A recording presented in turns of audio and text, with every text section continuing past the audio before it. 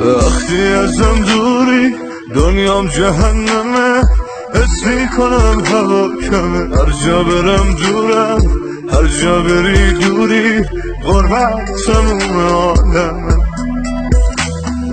وقتی ازت دورم قلبم نمیزنه، این حال هر شب منه. دنیا بدون تو زندون بیدره، بغضه که گریه میشه یک سره.